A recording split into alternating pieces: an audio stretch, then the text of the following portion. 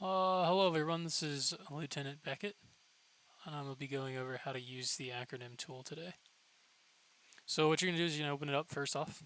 It's going to have a pop-up, and it's going to say read the directions, how to get in contact with me. You may not get this pop-up initially, you have to enable all content, and then once you do that, the pop-up will come up and the tool will be ready to use. So what you saw just there is when you first log into it, it resets everything so that if somebody left a bunch of junk over here, um, then it will reset everything and clean it up for you.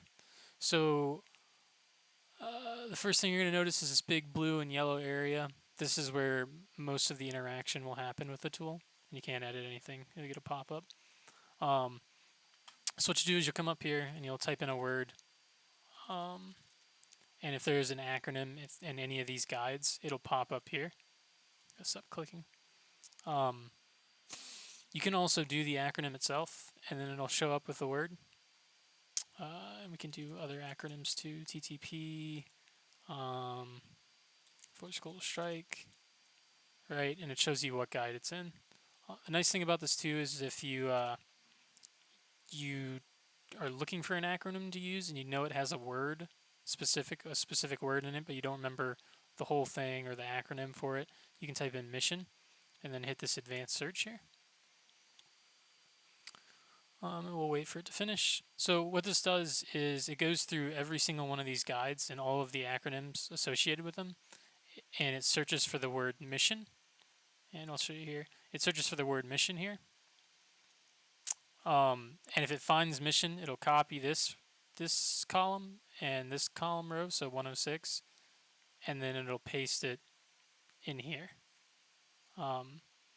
So it's pretty nice when you think about, Air Force Global Strike, the number of acronyms that you can use for most of it is like 1,500. It's almost 1,600 words. And then we start getting to the DoD glossary, it's like 5,000 words. So it's pretty nice to find anything really quick that you may not know what exactly you're looking for. So the next part is the synonym list. So conversely, if you put a word up here and then hit this button, it will create a list of synonyms for you. You can also do it this way. You can type in a few if you like to keep a couple of synonyms. I think it stops at 45, but we'll see. And then this way you can keep a list of synonyms kind of at your disposal here. So pretty cool tool. The next button is the Action Verbs button. And what this will do is it'll give you a list, kind of like this one right here, of action verbs you can use based off of the category you chose. So if we click it, you can see it asks you to select a category. You can choose I led an event for this bullet, I changed something, supported others, or wrote something. I'm going to click all of them just so we can get all of them and see how it works. But now once you hit submit, it'll go through your selection and it'll paste a bunch of words that you can use regarding the one that you selected. So pretty cool. The nice thing about this is that you can come to this Action Verbs tab and add in a word here. So hello, I don't know. And then when you go back to this button, you click it and we choose lead because we threw hello in the lead category. So lead an event, redo it.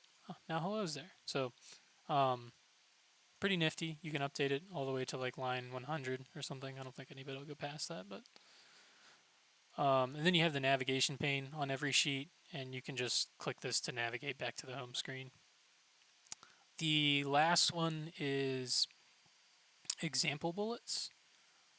So what this will do is it'll ask you a bunch of questions: what squadron you're in, what flight you're in, and what kind of impact you're looking for the bullet, or what kind of action verb you're looking for the bullet. So you led an event, you supported somebody, and it'll give you a list of example bullets. So we'll go through it right now. I haven't put any bullets in for all of these other squadrons because I don't have them. I don't have that kind of data, so it's not going to work. I also didn't put the flight option in for these ones. but everything else works. So I'm just going to do civil engineering because that's the only one that I have bullets for. We'll do engineering flight, and let's just do lead because it's probably the majority. And then you can see these are the bullets for um, civil engineering, engineering flight, lead and event. Um, yeah, so right now the other squadrons, I don't have your flights, so I only separated CES by flights. Um, but if you do come and put in bullets for this, it will work. So what you can do is you can come down here, you can throw in the bullet here, put in your abbreviation for your squadron, your flight, and what the action verb was for that bullet, or just the overall kind of like action of that bullet. The only thing is that with squadron, flight, and action category, the notation needs to be what I have here. If it's not, it won't find it. So if you're going to put in for a security forces bullet, you're going to come here and you're going to say SF, right? Because the squadron notation for this is SF. And then I don't have a flight notation, so if you want that, you'll have to get it with me so that we can get it. So we'll just put blank. And then the action is lead, right? And you have to use these ones too for the actions. So then you would just type lead here. And then if we go back to, oops, not there, here. Then if we go back to here and we go examples, security forces, I didn't do the flights, lead, there's your bullet, right? So it will work. You just have to go into here and put in your bullets.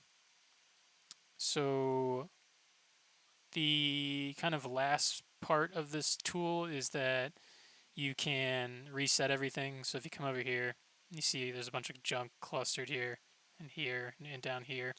You can hit reset, and it will reset everything. I gotta go fix that real quick, but it'll reset everything and make it a little bit nicer. So the last thing is that this tool, this tool is really useful in conjunction with this bullet shaping tool found online. And do I have it up? No, I do not. So we'll just copy this right here and paste it in. And this tool kind of figures out your spacing for bullets for you. So you can see here with this bullet right here, when it's over here, it's nice and on that edge. If we add a word to it, oh, it's still in there. What? There we go. And now it's over the limit, so you're gonna have to start figuring stuff out. But it'll automatically get that nice clean edge if it's able to. So you got there. And if you take out add, it's still spaced nice and evenly to the end. You would just copy and paste this and put it into your 1206 OPR or whatever. And that is all I have for the video on how to use this tool. I will be making a video on how to update these acronyms in these guides. Maybe the action verbs and example bullets, but I've kind of already went through that here. But yeah, I'll go make a video on how to update these too. I think that'll be useful. So, yep. Thank you very much.